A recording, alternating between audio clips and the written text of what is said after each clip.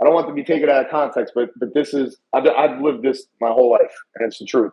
The old Italian guy told me this once. One of my best friend's fathers, before he passed away, he was dying from cancer, and I was talking to him, and he said to me, "Chris, women and children can make excuses. Men don't have that option," and that is what it's all about, right there. Hello and welcome to an all-new Deep Cuts Live. I'm your host, Antoine Reid. Today we have guests that were on our 2021 series of shows. It's Jeffrey Amendola and Chris Monaco from Amendola Family Cigar Company. Today's going to be a bit of a different show. We're going to focus on one of the most recent releases from Amendola Cigar Company. So they just released the West Side Story cigar. So this is a New York City, New York kind of themed cigar. We're going to get all into what were the motivations, what was the process like, and what can you expect from the cigar. So let's bring on our guests. Jeff and Chris, welcome back to Deep Cuts Live. Thank you. Thanks for having us. You're among You're among the select few to put yourself through this a second time. So I was looking back, and you were all on in 2021. So yeah, 2 years. Here we are in 2023.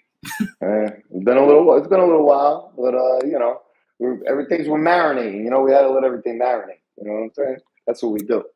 Yeah, it was funny. The first time you were on, we were trying to do this, like have you all on at the same time. And it was Instagram Live, which was not cooperating. So, I forgot about that. Right, and we sat there for like I think 10 or 15 minutes of the interview trying to get it to work.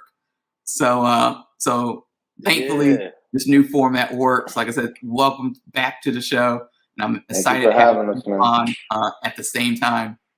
Yeah. So hopefully it's not a problem now. Hopefully it's not a problem. No, I'm sure it won't be. But like I said, 2021, 2023, obviously a lot has happened since then. So before we get into all this has transpired since then and the new release that you all had just worked on, could you just introduce yourselves to people who maybe they did not see that last episode? Just introduce yourselves and your brand, however you feel is appropriate. Go ahead, Chrissy. All right. Okay. All right. Go ahead. He left again. See, he always leaves. This is what happens. My name is Jeffrey Amendola of Amendola Family Cigar Company. I've been in the industry since part-time since 2011 and rebranded to Amendola around 2017, 2018, and right before Chris and I partnered up as business partners and co-owners of the company. And we are a brand. We manufacture cigars in Nicaragua currently, as well as roll cigars at different venues and events throughout the U.S. And in a nutshell, that's what we do. And Chris? Just to kind of reiterate what Jeff said, I'm Chris Monaco, co-owner of the brand. Me and Jeff linked up around early 2019. We rebranded, everything soup to nuts.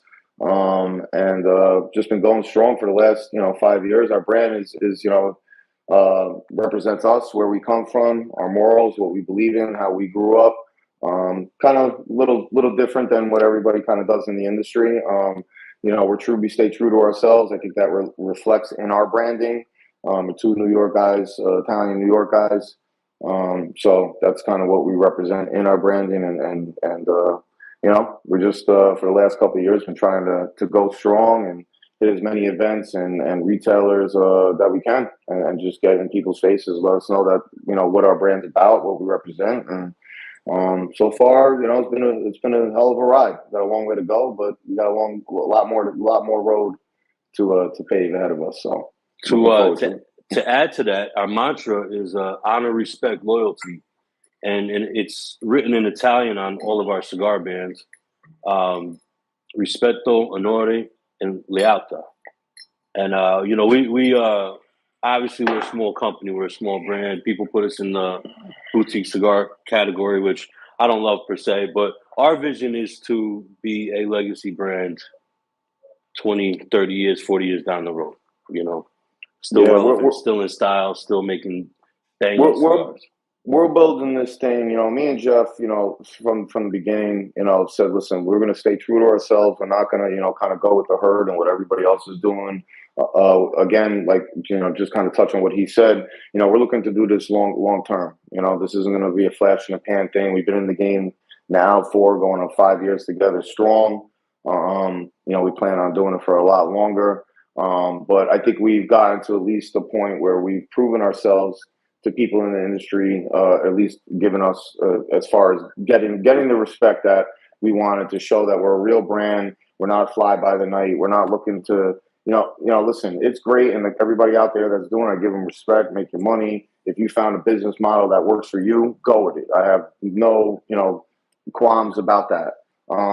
Ours is just, we're on our own business model. We're looking, we do our little, limited edition runs. We do our little collaborations. We want to do that to obviously put fire out there for the customers and give them that experience. But in the end of the day, we want our core line stuff, our signature stuff, our full production stuff to stand the test of time. That's why we work very hard on these blends, on the packaging, on everything, to make this, sustainable. Not something that's just going to be. We're not looking to be the hottest, like a fad. No fad on the shelf that month. Like, yeah, that's great. You could make 200 boxes of cigars, sell out in a month, and then can you do that every single month for 20 years and make the cigar still consistent, still awesome, still taste the same way it did from the original blend from 20 years ago? To me, or better. Yeah, or better. To me, that deserves a pat on the back because that's hard. Being able to do 200 boxes and, or 250 boxes, even 500, and selling out a month or 2 months or in a quarter, and then, nobody ever remembers you in 6 months. What is that? That's great. You were hot for 5 minutes. Right? That's easy. To do it for a long time, that's hard. So, and that's what we're trying to do. That's what we want to do. That's what we're doing. And we're trying to build those relationships now. We're always, looking to better ourselves, better the brand, make the product better, bring to the table the best that we could possibly bring with, with the connections and relationships that we have. And we're always continuing to try to grow. We're not closed-minded. We try to be open-minded to everybody. We're very easily accessible.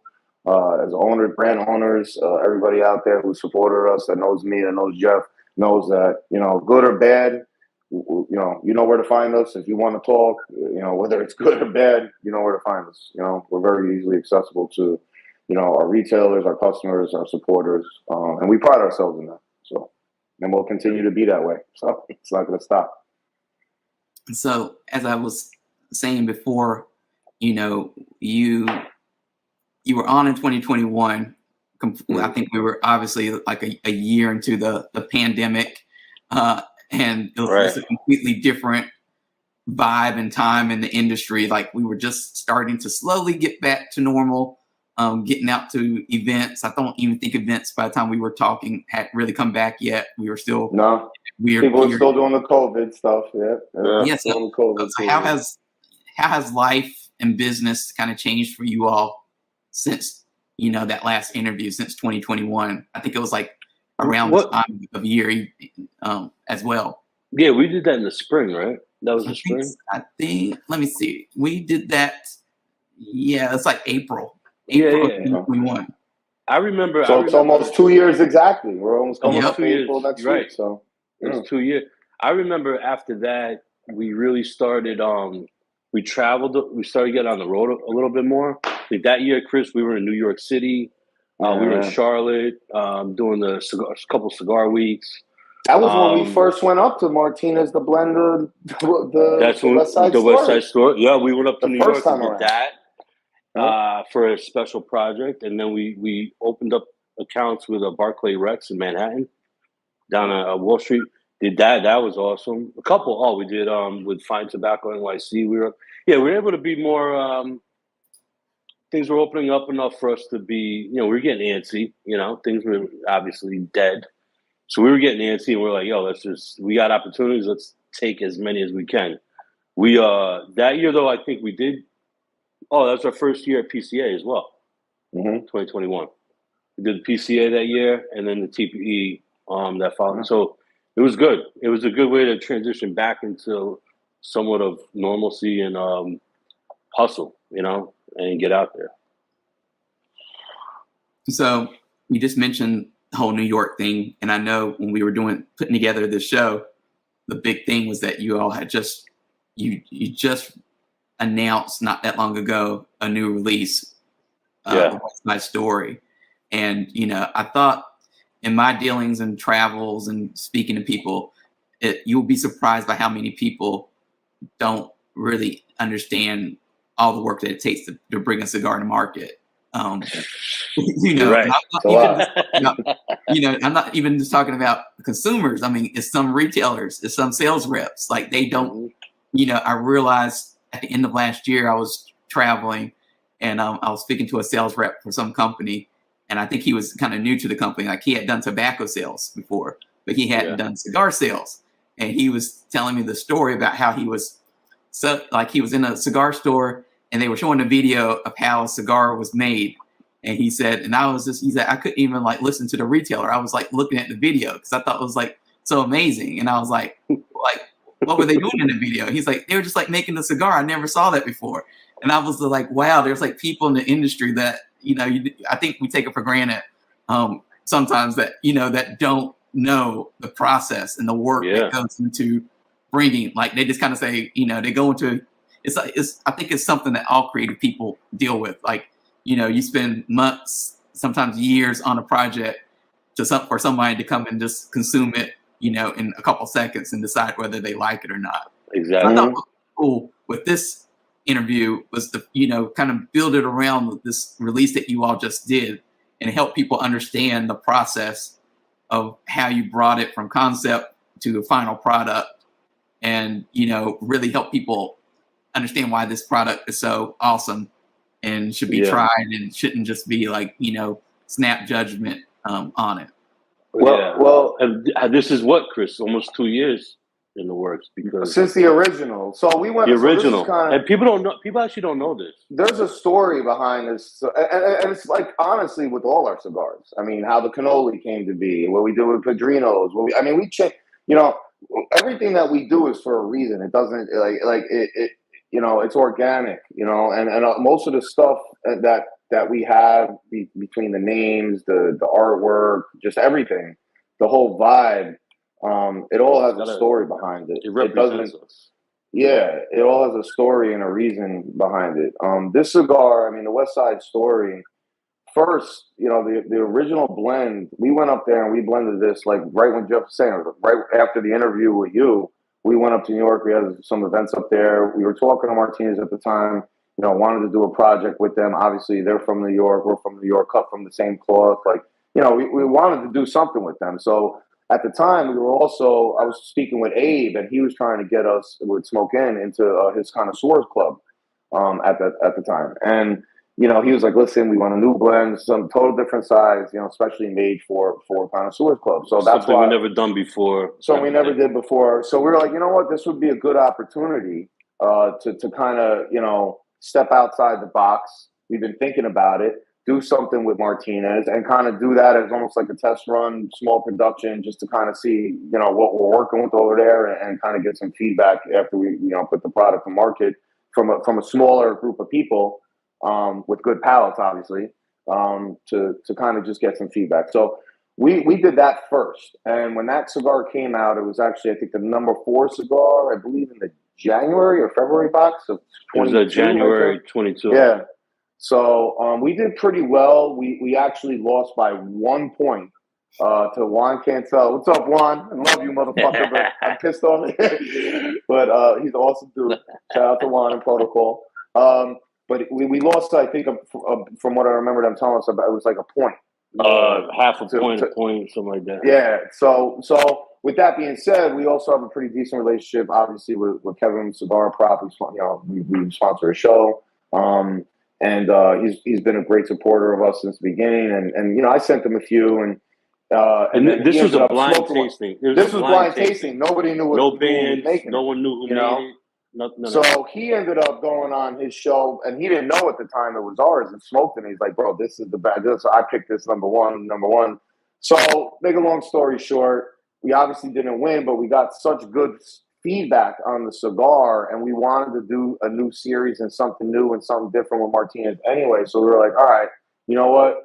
Let's take this cigar, and we were getting people hitting us up. Like Kevin was like, "Bro, put this in full production. I love this cigar. Like, I want to smoke it all the time, you know." So we were like, all right, you know what? And not only him, others too. Where we got such good feedback on it, we were like, all right, let's throw this in full production. So that started the process. But then we were like, all right, let's maybe tweak the blends.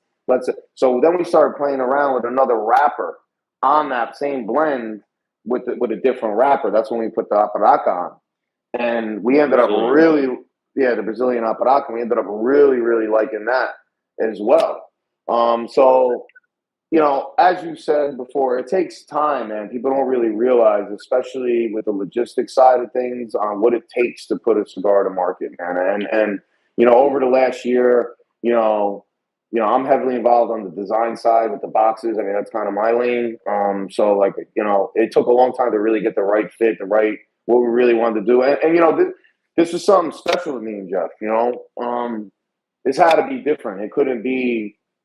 You know, if you're going to do something different, do something different. Don't say I'm going to do something different and they do the same fucking thing with the same fucking people. I mean, I don't, but I'm doing something different. Yeah. You know? I mean, you know, so we were like, you know, and not for nothing also, Antoine, you know, we wanted it to be, you know, we had to rep our set, you know, like we're from New York. We can't bring some bullshit, you know, like that's our hometown. And we're putting like New York NYC Series on this box. Like, it's gotta be something special, something different. So with that being said, I mean, this cigar is 100%, you know, between, I'm talking about where the bands are printed, where the box wrappings are printed, packaging, where the cigars are rolled. I mean, everything is done on, you know, 29th Street off the West Side Highway in Manhattan at Martinez Cigar. It's 100% American made, New York City made cigar out of one of the oldest factories, if not the oldest, only factory left, and really legit factory left in New York. I mean, 50 years now almost they've been there. By two guys from New York. 50th. I mean, you're not going to get any more, in my opinion. You know, I don't know how you can get any more authentic as far as if you're really looking for a New York, local cigar. I mean, I don't know who else is offering something like that. And that's also the reason why we call it the West Side Story. Actually, I have the box here. There you go. So, you know, the reason why it's called the West Side Story is obviously they're off from 29th Street off the West Side Highway in Manhattan. But like everything down, like when I say that, you know, everything is there for a reason, obviously, you know, you got the view from Brooklyn looking into Manhattan, you know, the Statue of Liberty. But even like the color scheme, this whole color scheme, if you go back to when me and Jeff are 80s babies. I was born in 82, he was born in 83. So if you go back to the New York City license plate in 1982, 83 era, they had red, that, white, and blue. White with the big red Statue of Liberty in the center and the blue numbers. So that's actually what the color scheme for this project went off of as well. And, you know, as everybody knows, we got our regular seal over here. That's actually the tablecloth that my grandmother handmade from Italy. That's actually sitting on my table, my kitchen table as we speak. So it's all for a reason. Now, and then the other thing, you know, once we started blending this, like I said, the creative juices started flowing. And that's the best part. That's the fun part of the process. Because, you know, you start throwing out ideas with each other and like, yo, that would be cool and that would be cool. And that's a part of the process that I really personally enjoy. But it wasn't supposed to be a two blend box. I mean, that literally changed, you know, now everybody sees it, you know, with the blades and the bats.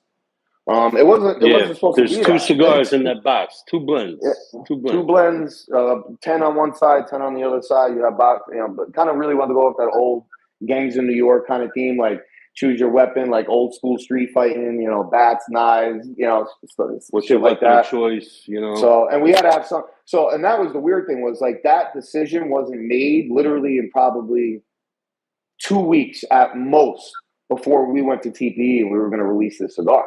Originally, the whole time, we were going to just stick with the original blend we did for Haven and Connoisseur Club, which is the Bats. That's the San Andreas. But we liked the Aparaca so much, and we kept on, like, man, saying to Jeff, Yeah, I don't want, I like both of it. Like we were both on the same page. What people don't understand too is that tobacco changes over time, or different crops are available, and different the factories we work with get X amount of tobacco, certain types of fermentation is different. Fermentation. What happened was Martinez got this new batch of tobacco in, and they were blending it with the Brazilian, which we first said no to. We went with the San Andre.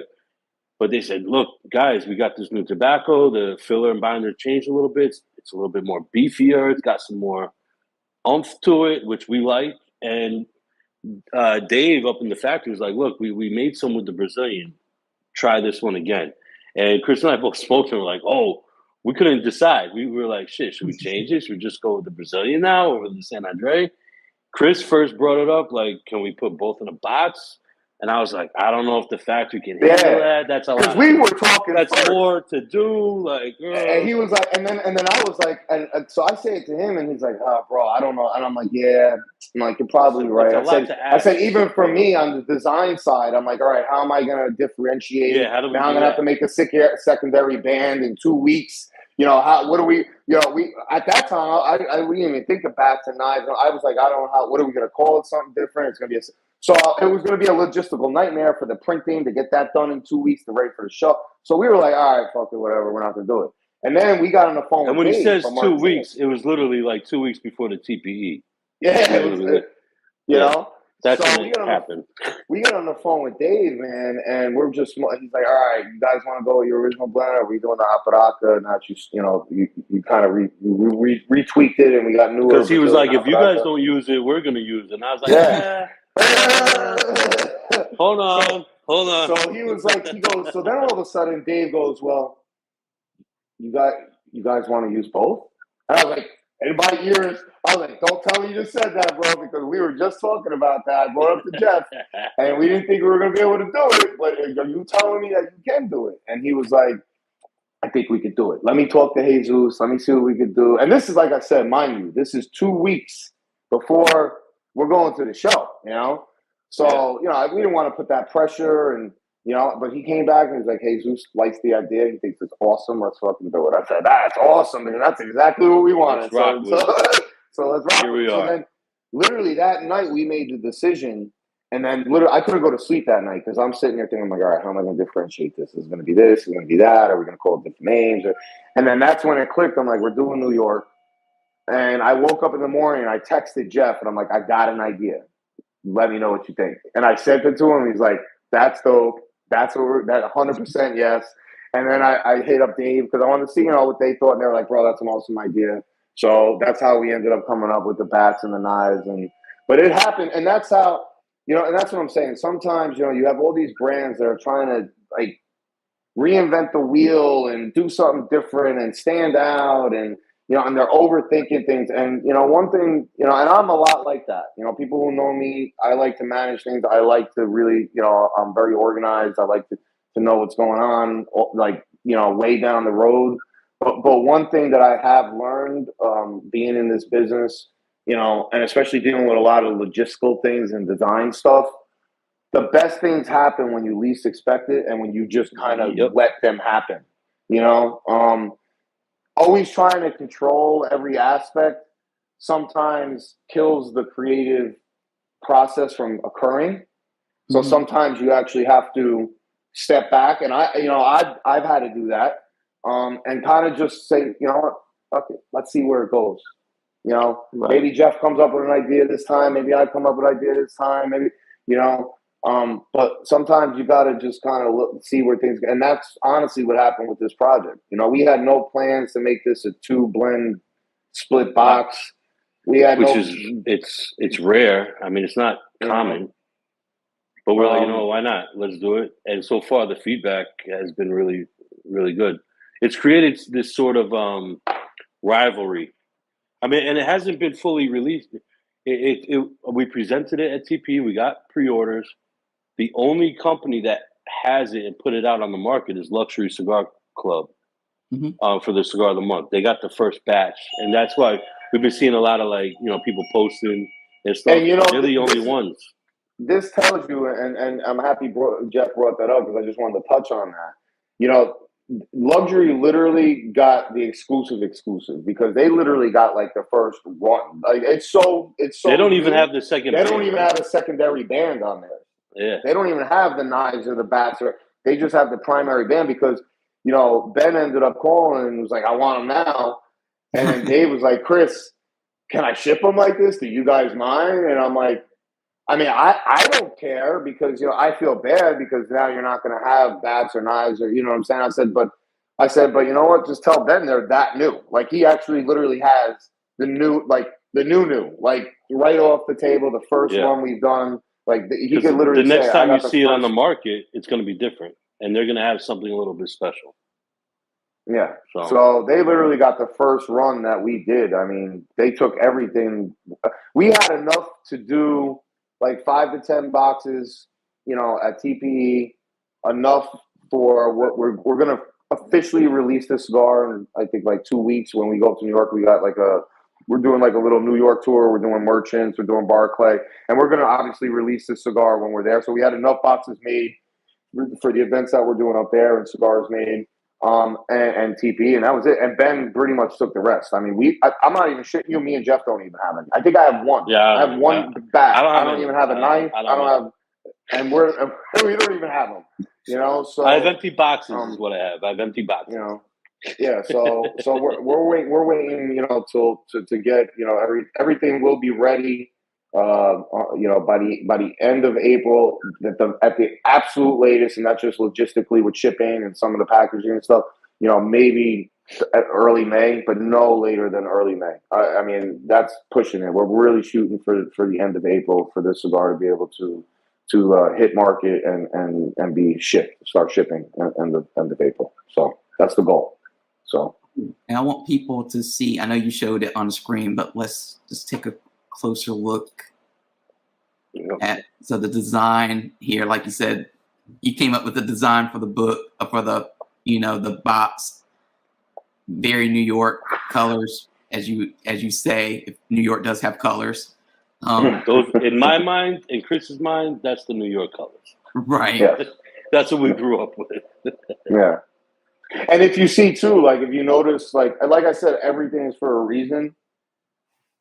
Listen, I could have got us cedar boxes like we do on all of the stuff with Aganorsa and AJ, and like we wanted to go old school, that old school MDF box, like you remember with your grandfather with the nail in it, and like the old Cubans, and like that's what we wanted. It goes with that old school New York vibe. So like it fits. We could have done cedar boxes, but we wanted to do something. And like I said, you can't say you're doing something different when you're doing the same thing. It's the same thing. Like this is completely different than everything we've done. So in the torch, it has what, Chris? Volume 1?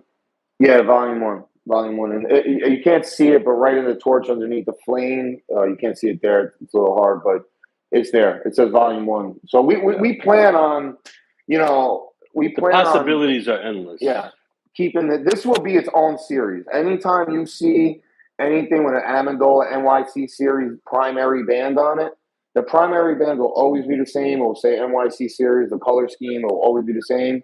And it will always be coming out of Martinez Cigar, 100% made in America, 100% made in New York City. If you see a primary band with Amendola NYC on it. Now, I don't know if we're going to do one annual release a year, maybe two. We haven't gotten that far yet. Like I said, we're letting it grows legs and it goes where it's going. Yeah. Right now, we're just focusing on this.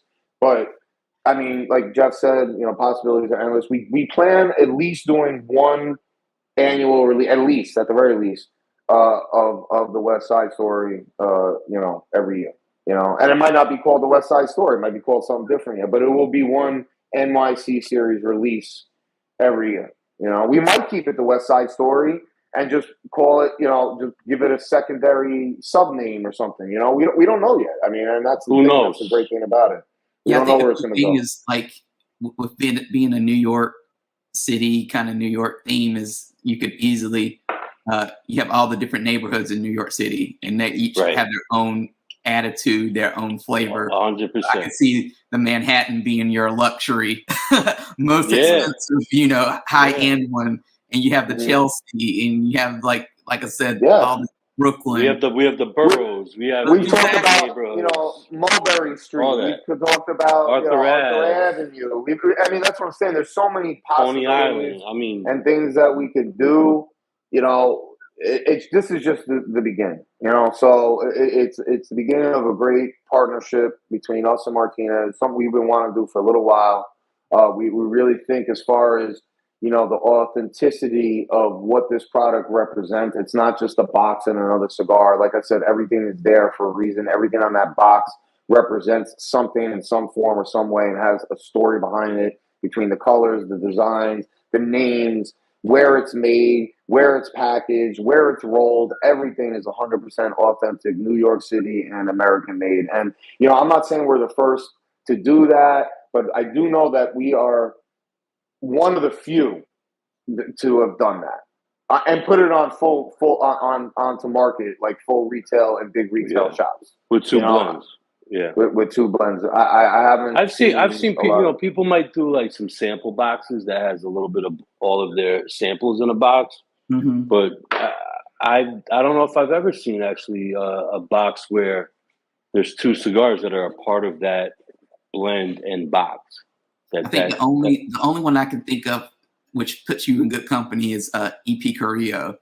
They did. I'll take that. I'll take that too.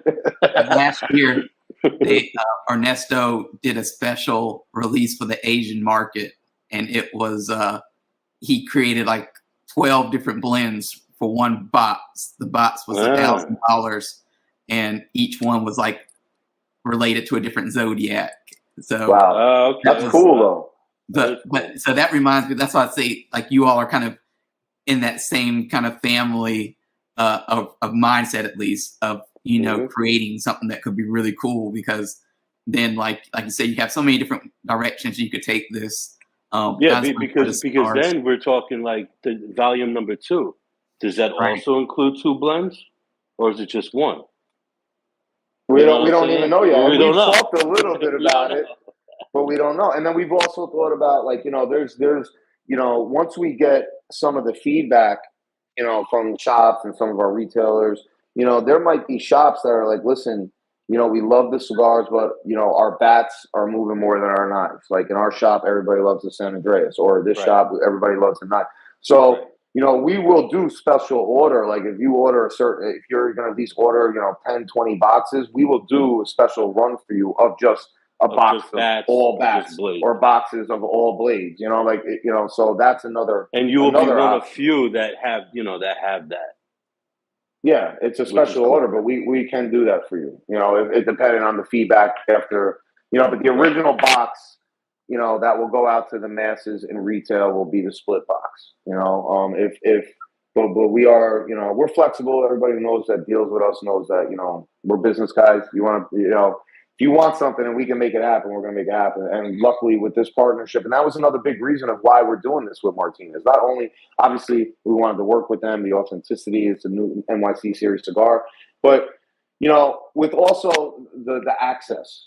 Access is big for us because the access is something, being able to do that on a dime, put in a special order. All right, you want all bats? I can get you, those boxes in, 2 months, as opposed to get on the phone with, Terrence. And I love Terrence from Aganorsa or Eric from, it takes time because that goes to them. Then they got to go to the factory guy. Then the factory guy's got to go to this guy. And it's a process of, you have a lot of middlemen to go through, where this is direct. Like when we call up Jesus, we're talking to the owner. We make a change. If Jeff calls and makes a change, or I call and change is done, and the change is being implemented immediately on the rolling table, like right there.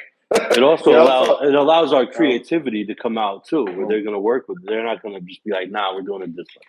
Nah. So and that's we have that freedom, and I love that. It's also going to help our retail side because, as much as we love Nicaragua and we love our factory partners and they've done, great for us and we love our product and obviously, and have great partnerships with them, there is, and every brand deals with it, lapses and holes in inventory. And sometimes it's frustrating. Yeah, production time. So sometimes it gets frustrating. So this, also will help us with that, tackling that problem. All right, we might be out of cannolis for another month or Padrino or whatever, but we have our NYC series. If there's an issue, it's not like me and Jeff have to get on a plane, go through customs, go deal, go speak another, like, we can, we can get on a plane and be there in a couple hours. I can drive up there. If worst came to worst, I can drive there. If it really came, if there's an issue that we really have to get there for. So, just the access, the ability to be able to,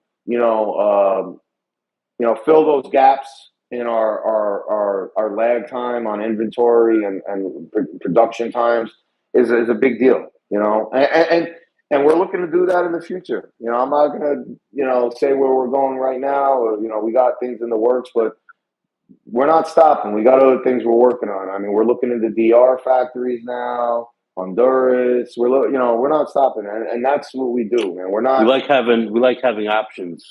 Yes, options are always good. Always good, and they're necessary. As long as there's a factory that's willing to work with us and knows, like, listen, we don't claim to be master blenders or master rollers, me or Jeff. We're just two guys that love tobacco. We know our way around. I'm confident that we know our way around tobacco. You could look at a Seco leaf or a Viso leaf and tell you what it is. We know how to roll. We play with. So we like being involved with factories that let us be part of the creative process with it. But we're not one of those brands that are like, all right, send us 5 cigars with a number on it. We'll pick which number we like, put our band on it, and move along to the next one. That's not what we do. And if and kudos to the brands that are doing that and making it work. I got no problem with that. I'm not talking shit about them. We're just different. We're just different. We're very hands-on, and we want to keep that going. That is something that separates us too. We are hands-on. A lot of our blends come up in our living rooms where I'm messing with tobacco. Chris might be messing with it. Might be messing with Padrino came up at we come up a with blends house. that way. At a golf, and that's one of our best-selling cigars. Yeah, we messed around with a blend. We put it together that night, and we're like, "This is great. We got to put it in production." So we're hands-on. We have to work, especially moving forward. We have to be with factories and partnerships that allow us to create and be hands-on. And we allow that too, because that's the thing. Like, Jeff and I both know, like, listen, like, when we made the Padrino, we're just like, all right, we want this, this, and this. I told Jeff, we got to get broadleaf. He couldn't get wrapper, but he had binder. He had, and Mexican San Andreas. So we're like, yo, we got to mess with this. This is a blend I really want to fucking make. He was on board with it. We made it, and it was a banger. We were smoking them at the golf course. And that's how we do. Then we went back to our factory partner and said, listen, we want this wrapper, we want this binder, we want these fillers. Now, we all also know, with that being said, it's not going to taste exactly the same as what we rolled at the event, because every factory is different. Like Jeff said, tobacco's different. Crops different.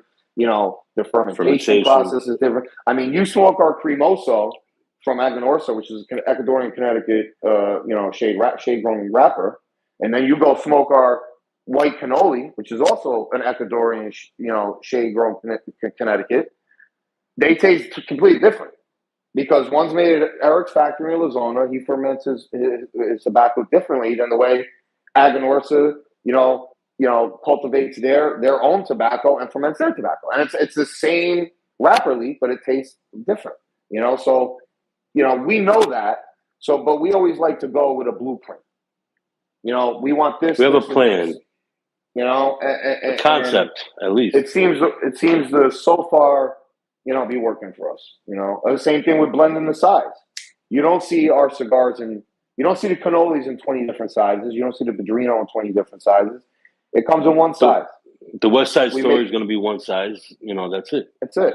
We make one awesome blend, one size. That's what it's going to be in. If we make another cigar in a different size, or a Figurado, or whatever it's going to be a different cigar. Because we feel that helps the retailers and the customers. It makes it easier for the customer. So they're not like, oh, which one's the good one? The Robusto, and then for the retailers, At retailers, it's easier too because now I'm not going in there asking you for like a half of a wall, for all our stuff. It's easy. If you want the Padrino, this is the Padrino. It's in one size. It's an awesome cigar by itself. It doesn't need to be in 3 different fucking sizes. Smoke that one, and you're gonna love it. And that's it. We try to make it easy, for everybody. So for the West Side Story, how would you describe like the tasting profile? Like what kind of smoker is this for? Is this for your people who are beginning smokers, or is it for the more aficionado types who are more experienced? Who is the West Side Story? Well, there's two, right? So even though they're the same blend per se, the two wrappers changed the blend dramatically. The Brazilian wrapper made that cigar a little more creamy. Has a lot of cinnamon and nutmeg. A lot of nutmeg, like baking spices. Yeah. So that's a little more easier for like a new smoker or someone that likes more of a mild medium body cigar. That it's smooth all the way through. Does it lack flavor? No, it's a flavor bomb. Like Chris said, the cinnamon, the baking spice, got a little pepper. It picks up in the end. Very buttery. Very buttery. Very buttery. It's buttery, creamy man. almost. Yeah. I love that one. The San Andre, the Maduro, the Bats, that's got a little more body. That's a little more full flavor. It's got some pepper notes in there. It's going to be more kind of hit you more directly in the face. So there's two options, Now I love both. I would gravitate to the blades more as like during the day, all day. I can smoke that any time of day. I gravitate to the Bats personally after dinner, or I had a good meal. I'm sitting down with a drink now. I'm gonna smoke that one because now I'm ready to amp it up a little bit. So there's two. There's two blends in there, and it kind of fits everyone's palate in a sense. You can go either way. I'm listening. Nice. Really depends on what time. Like Jeff said, I agree, and honestly, I'm like that with all our cigars. Like, listen, everybody who knows me and has been our followers and supporters, knows I love heavier, darker stuff. Mostly, I gravitate towards that. The Padrino is my baby. I love that cigar. That's my favorite cigar we make. But honestly, and I'm not just saying this. Obviously, you can co-owner the brand. You're gonna say that. Honestly, and I think Jeff believes it too. I love every cigar we put out. I love every cigar. We wouldn't put it out if we didn't like it. I'm not going to put out trash. But at the same time, there's a time for every. Like when I'm drinking a beer in the backyard and it's during the middle of the day, I'm not looking for a Padrino. I'm looking for like a green cannoli or a naturale. In the morning, I smoke a cremoso every single morning, religiously. But when I'm running short on time, I love my white cannoli from Eric. So it really depends on the time of day, how much time I have to smoke, what I'm in the mood for. But whenever I go to reach for that cigar out of our portfolio for that time of day, it always hits. Whatever one it is, it always hits. It always hits a spot. The flavor is always rich. Our cigars are upfront with flavor. We're not one of those cigar brands that you make a cigar and you smoke it and it's real airy or light and like you're looking for the flavor and you're like, oh, it's got hints of it. No. Like when you light up an Amendola cigar, you light it up and and I'm not saying strength, just the flavor punch just hits you. You know what you're getting right away. It's not like one of those subdued, like you gotta kind of like smoke the first third first to really get a fit. No, as soon as you light up any Amendola cigar, any single one of them, what you're in store for right off the bat. I am curious to see. We did get some feedback from the West Side Story, because we obviously we gave out a lot at the trade show. Luxury released their first run into the market, so people have been kind of posting and talking about it. But I am curious to see where it goes with the Bats and the blades. Like what are people talking about more? Because like you asked, like profile wise, where it hits, I'm curious to see who gravitates to what, because they're a very similar blend, but those two wrappers change that profile dramatically. So I'm curious to see where it goes. Which way it sways. If it's more like the Bat side, the Brazilian, or the more full body San Andre. Curious. What I really like about this release is, you all created something that in the cigar industry, it's always, I think, a challenge to make your cigar stand out from everyone else. I mean, there's so many cigars that come out per month. Right. It's a great industry and a great hobby to be in, but at the same time, you could be overwhelmed. And what I like about this particular release is like you came up with a theme, and you really played that theme out throughout, like you said, making sure like every aspect of that cigar was taken care of through the New York. We didn't just put Antoine. We didn't just put NYC on the shit and then go make it in Nicaragua with the same. Right, and that's what I was going to say. We've seen that happen before, like where people are like, "Oh, this is like this themed cigar," and yet it's it's kind of missing that like why ingredient. Like why, right? So it reminds me of, again, like I think you're in good company because it reminds me of the Herrera Esteli line from Drew Estate, because they make that line down in Miami. At El Tito de Bronze. Nope. And he did it right. He did that right. Right. Willie's an awesome dude too. Willie Herrera. Done. I will say. He's a stand-up dude, straight up dude, man. I really like Willie. I've met him twice. I think you all. This is to me like the whole appeal of trying the cigar is, first of all, like you said, that it's American made. It's made here in America. That's different because a lot of cigar companies go to Dominican or Nicaragua or Honduras. So to try out that, we've had Martinez on the show before, so we know their story. It's a very unique story. So we wanted to prove, Antoine, this was also, and I'm not saying this in a bad way to throw shade at anybody, but anybody knows me knows that I just tell it the way it is, okay? We wanted to show, especially during the COVID time, because we were dealing with this a little bit part of the COVID BS, and you couldn't get product. We wanted to show that, you know what? Two guys from New York can go make a cigar here in America, in New York City, and have it be a premium cigar that could stand and compete with the other cigars that are on the market. It was almost like a little like, we could do it without you if we want us to go that route. Not that we could figure it out. We could. It is possible. It is possible. Like, you can make a good premium cigar that can compete in today's market with all these other cigars, coming out of all the same factories. We wanted to show that you could do something outside of the box if you have enough willpower, perseverance, and make the right connections, and you deal with the right people, that it can be done here, and you can do it.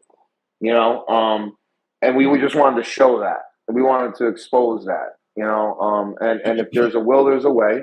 You just got to do it the right way, and you have to be 100% dedicated to it, and you can't cut corners. And like you said, I mean, everything. It's 100% American made, NYC made, man. I mean, by two guys from NYC in one of the oldest factories in NYC. So if you're looking for a New York City cigar, like I love Monte Cristo, but Monte Cristo, they have a cigar, NYC cigar or whatever. That's being made in DR in their big ass factory with all their other cigars. Like, there's nothing New York about that cigar other than the band. And I'm sorry, Monte Cristo, but I can keep it real. Okay, put my cigar up against your shit. Okay, yeah, okay, whatever, the higher end, whatever, all the fluff and the bells and the whistles. Let's get down to the nitty gritty. Is the cigar made in New York? No. Is it made by people from New York? No. Is it made in a factory in New York? No. Is the packaging done in New York? No. So who makes that cigar in New York? Is mine done like that? No. Everything is done there.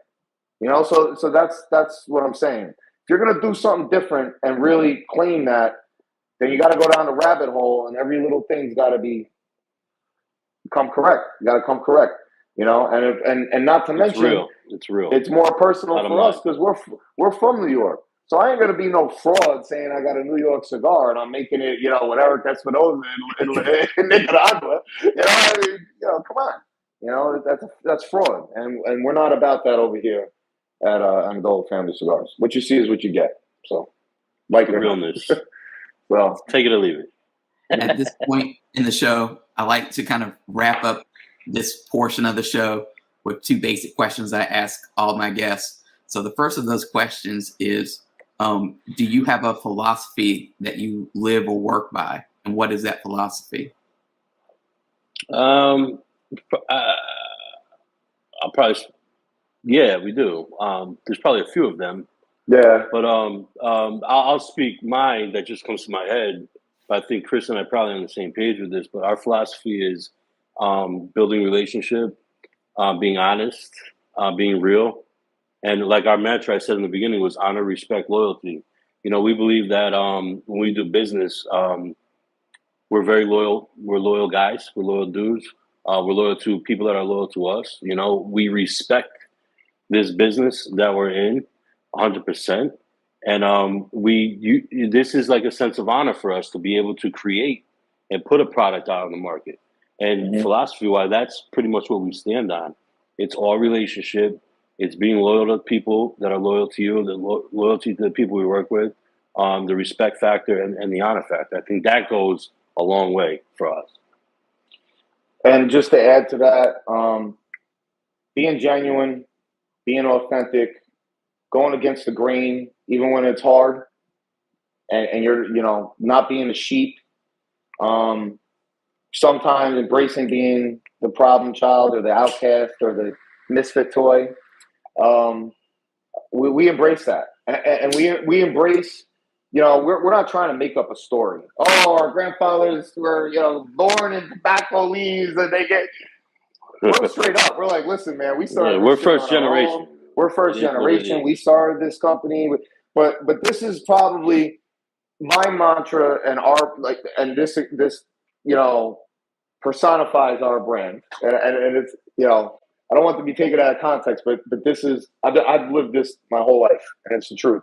The old Italian guy told me this once. One of my best friend's fathers, before he passed away, he was dying from cancer, and I was talking to him, and he said to me, "Chris, women and children can make excuses. Men don't have that option," and that is what it's all about right there. If you're a G and you're a real boss and you're a real man, you make it happen, even when it's hard. You keep going. You figure it out. You don't let other people, fuck what other people think. You have to be true to yourself and don't, and stay the course, man. And if you got a quality product and you're genuine, you're authentic people will gravitate towards you automatically. It might take time, because you got to get out there and you got to show people that you're not, full of crap. And it takes time to earn that trust. But I think once you earn it, you'll never lose it. As long as you stay true to yourself, and you don't make excuses. You don't make excuses. There's so many times that things aren't my fault or Jeff's fault, or we're going through logistical issues or shipping, or But at the end of the day, we don't make excuses, because whose name's on the box? My name's on the box. His name's on the box. We take ownership for our company, good or bad. And there's a lot of times that bad shit happens that it's not our fault. I don't control what happens in a factory in Nicaragua. I can only do what I could do so much to a point. Other people have to do their job to make it all happen and coordinated, and if it doesn't happen, we got to take the hit on that, even though it's really not my fault. And I've been on everybody's ass, and everybody knows. Jeff knows I'm on everybody's ass. Or if Jeff's on, it doesn't matter. Like we take the hit. Because that's what being a brand owner is. That's what being a real boss is. That's what being owning a businessman is. You can't make excuses, even if you're the leader. The leader has to take the hits, good or bad. That's how it goes. So that last question that I usually ask guests, I'm going to modify for this. So I want you to complete the sentence. The West Side Story by Amendola is real. Kick you in the teeth. We'll kick you in the teeth. Well, great. Well, so people, it's April. So when can people expect to find this in the store? And then how can people keep up with everything else that you all are doing? If you want to do a little spiel about social media and websites and all that kind of stuff. Yeah, so you'll find it in our New York market, April 13th. that whole weekend, we'll be releasing it to our NY shops at Merchants, Barclay Rex, South Shore Cigar Club, and Harry's Havana Hut. Other retailers, Chris, right? Probably end of April, first week of March at the latest. Yeah. The bigger retailers like your Smoke Ins, your Atlantic Cigars, all Probably other, end of April. JR. Yeah, end of April. Latest first and second week in May. That's the latest. You can follow. We'll put updates on our Instagram and Facebook, which is Amendola Family Cigars.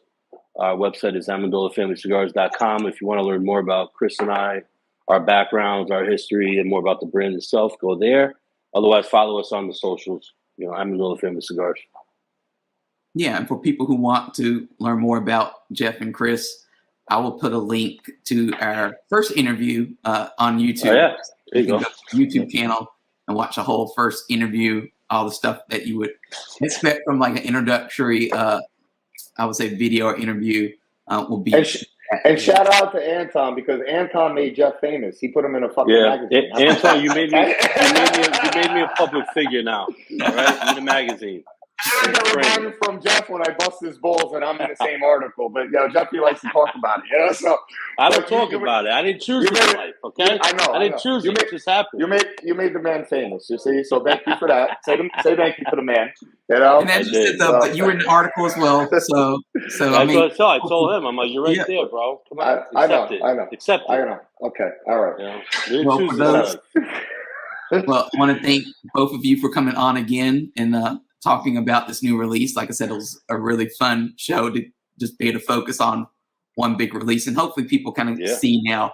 This was like a as you said, a 2-year, probably a little bit more if you really put all the thoughts that you kind of the roots of creating something new in the mind. But we're really started process so that when you are in the store and you see this product on the store shelves, hopefully you have a little bit more appreciation for it and a little bit more reason now that that all the work that went into it and thought that went into it to try it out.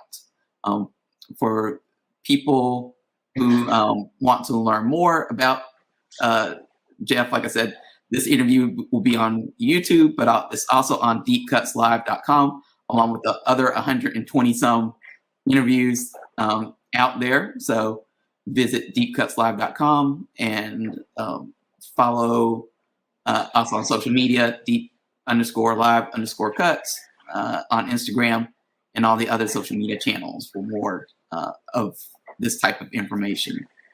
We wanted to thank you too, Antoine, for always supporting us, bringing we're a smaller brand to be able to put a spotlight on our brand, and we appreciate that. We appreciate you putting us on to your viewers and your supporters and giving us your platform to speak and have an interest in what we're doing. We really appreciate it. And everybody out there, man, if you haven't spoken to Amendola yet, give it a shot. If you have any questions, good, bad, or indifferent, whatever it may be, me and Jeff, Jeff is Cigar Boss on Instagram. I'm the Cigaraholic. Always feel free to DM us, reach out, email, snail mail, whatever you want to do. We're out there. You want to find us, we're accessible. And we appreciate everybody who has supported us from day one. Just stay tuned. We're not going to stop. We got a lot more ideas swirling in these heads of ours.